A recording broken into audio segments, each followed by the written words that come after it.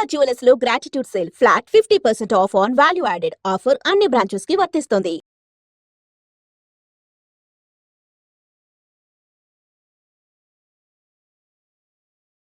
నీ love story ఎందుకులే అన్న లవ్ స్టోరీలు కాదు, మీరు అఫీషియల్గా పెట్టారు. ఏం పెట్టినా అఫీషియల్గా తెలుసు కదా జనాలందరికీ. ఏం తెలుసు అన్న? ప్రియా లేదు ఇప్పుడు ఈషా ఏమైంది? ఏం కాలేదు. బ్రేకప్పా? కలిసి ఉన్నారా? లేదు ఏంటి అన్న అది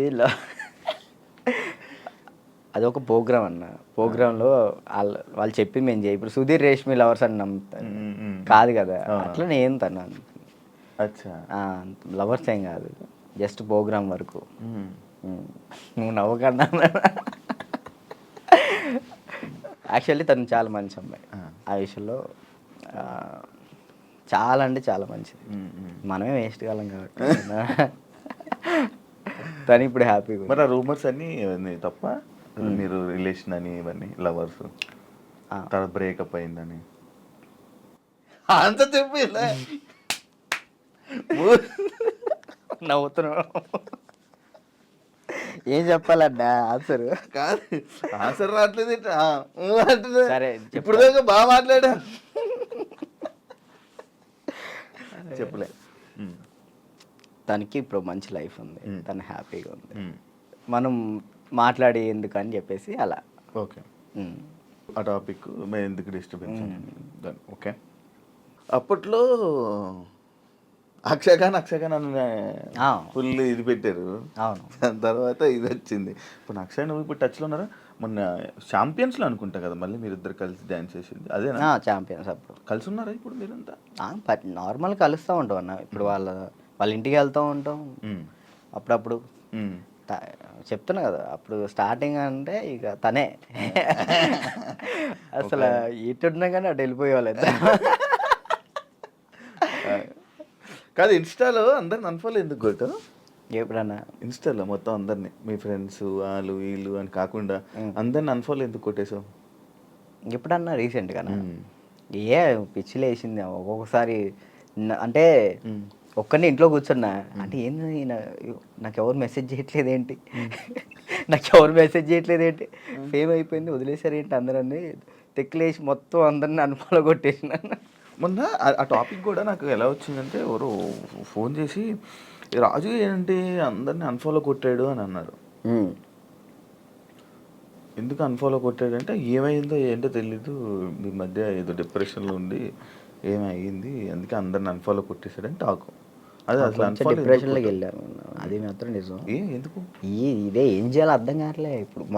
ఇప్పుడు ఒకటి వచ్చింది అనుకున్నా, దాని మీద గట్టిగా నుంచుంటా. ఇక్కడ ఏంటంటే నాకు ఇటు వెళ్ళాలో అర్థం కావట్లేదు. ఇప్పుడు కొరియోగ్రాఫింగ్ చేయాలంటే కొరియోగ్రాఫర్ కార్డు ఉంటేనే కొరియోగ్రాఫింగ్ చేస్తాను.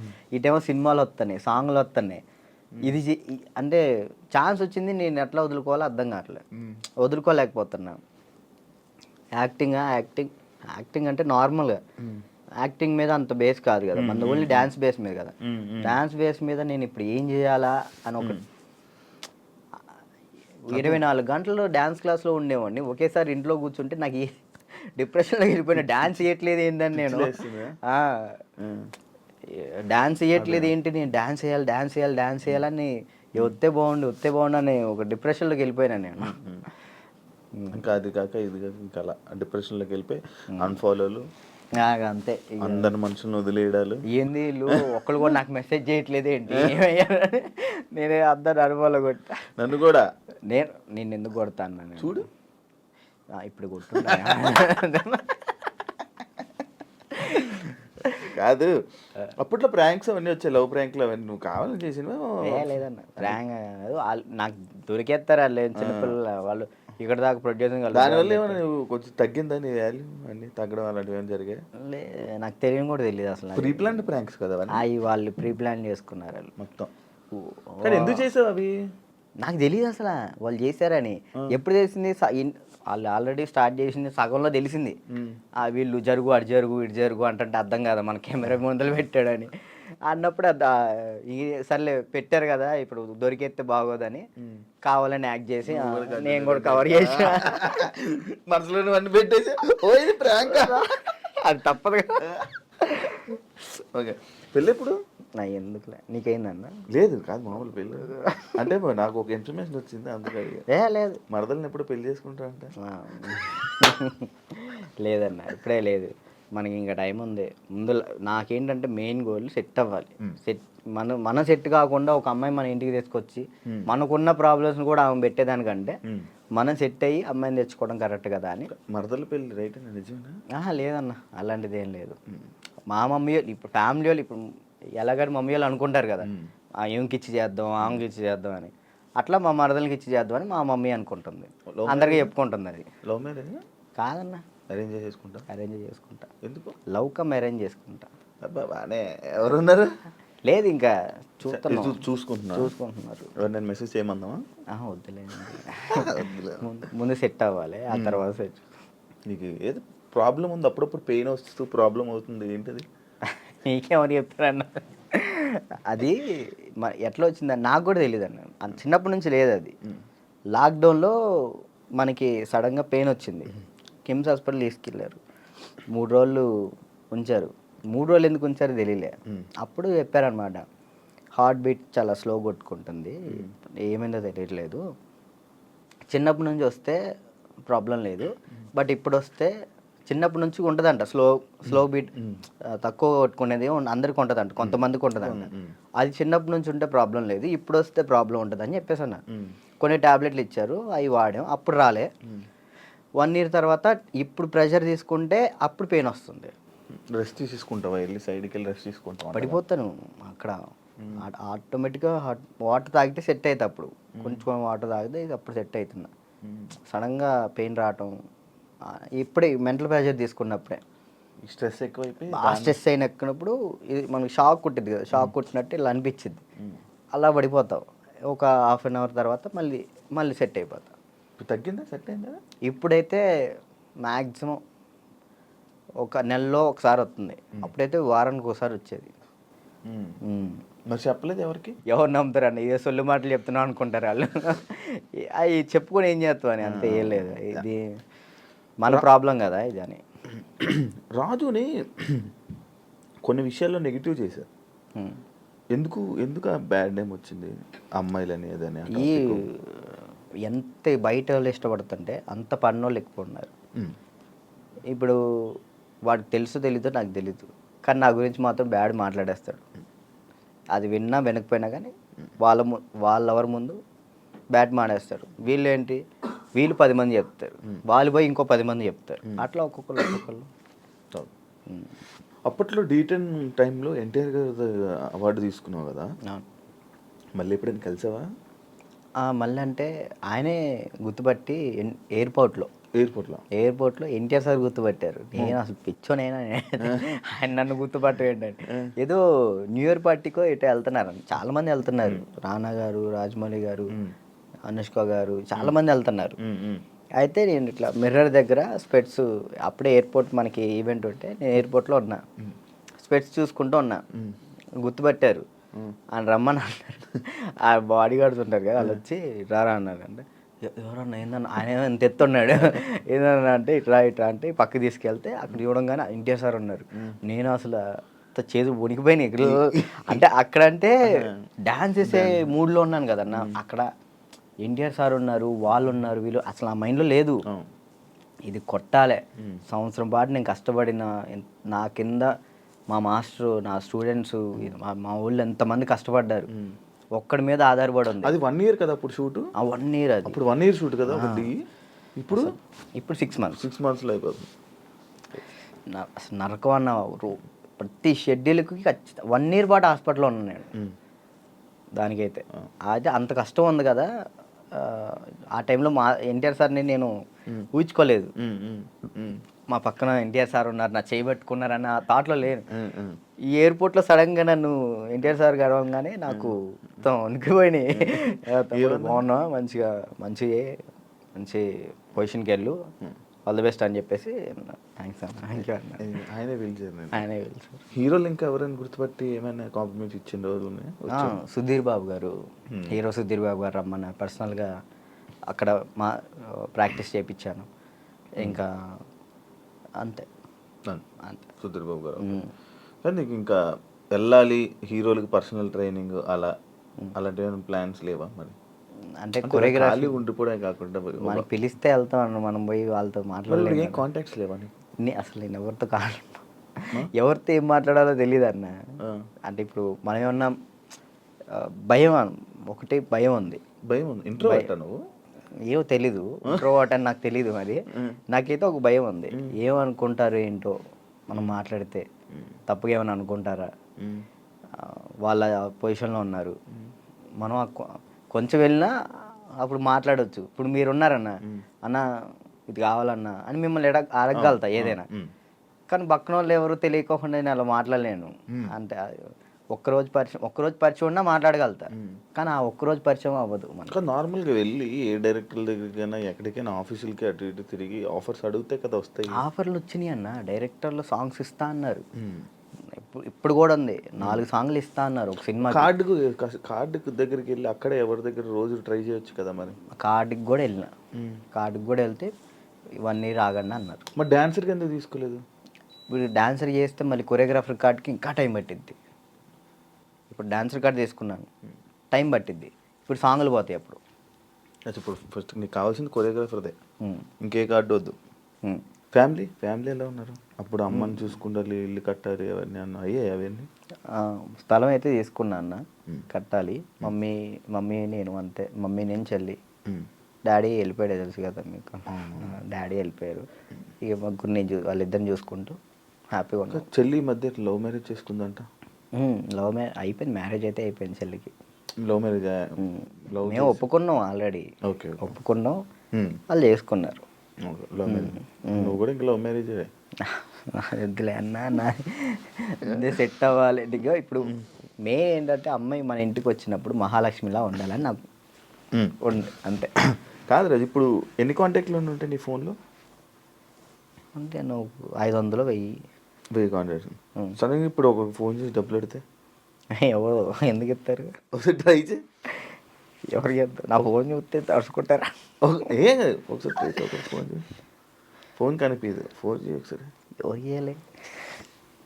చెయ్యి, ఒకరికి ఫోన్ చేసి డబ్బులు అడగాలి. రియాక్షన్ ఏంటో చదువు వింటాను. వాడు బూతులు తిడతాడు నా ఫ్రెండ్ గారు. అంటే మనమే ఉంటాయి కానీ పక్కన ఉంటుంది.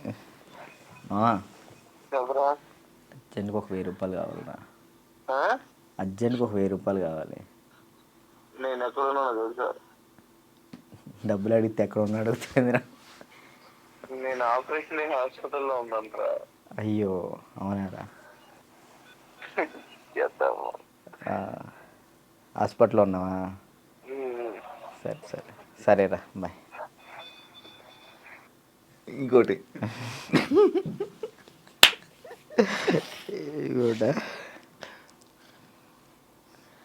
అంటే నీ ఫ్రెండ్స్ నీ కాంటాక్ట్స్ ఎలా ఉన్నాయి, నువ్వు ఏ పరిస్థితుల్లో ఉన్నావు చూద్దామని.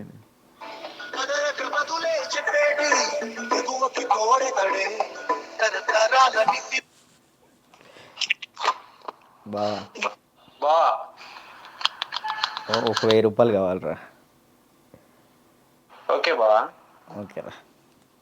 చైనా దీనికి దీనికి ఓకే. చేసిన తర్వాత గుర్తు పెట్టుకోవచ్చు కూడా చేయవు.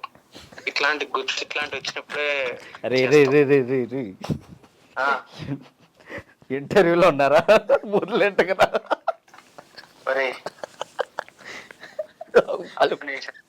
వాళ్ళు మాట్లాడతారు. ఇప్పుడు నిజంగా చేయాలొద్దా? వద్దొద్దు, సరే సరే, ప్రోమో పడిద్దయ్యా.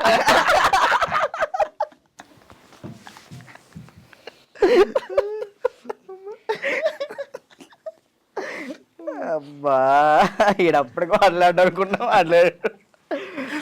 ఇప్పుడు అకౌంట్లో ఇప్పటికిప్పుడు ఎంత ఉంది? ఒక 23,000 ఉంది, ఇందాకే పడ్డాయి వచ్చినప్పుడే. 23,000. మంత్లీ ఎలా గడుపుతున్నావు? మంత్ ఒక మంత్ ఈవెంట్ వచ్చినప్పుడు ఆ ఈవెంట్ చేస్తాను, మమ్మీకి 10,000 ఇస్తా, నేను 10,000 యూస్ చేస్తాను. ఎన్ని ఈవెంట్లు చేస్తున్నావు మంత్లీ? ఒక 5 చేస్తాను. ఈవెంట్స్ బాగా వస్తున్నాయా? 5 వస్తాయి ఈవెంట్. ఒక ఈవెంట్ పే 50,000 తీసుకుంటా. 50,000 ఈవెంట్లు ప్రజెంట్ ఈవెంట్స్ మీద నడుస్తుంది అంతే. అది కూడా డీ ఫేమే అంతే. డీ రీసెంట్ ఇవి ఇది ఐకాన్ వల్ల. మరి ఏం ప్లాన్ చేస్తున్నావు ఇప్పుడు ఫ్యూచర్లో? ముందు ఇల్లు కడదాం చూస్తున్నాను అంతే. ఏం ప్లాన్ అంటే అంత పెద్ద ఏం లేదు.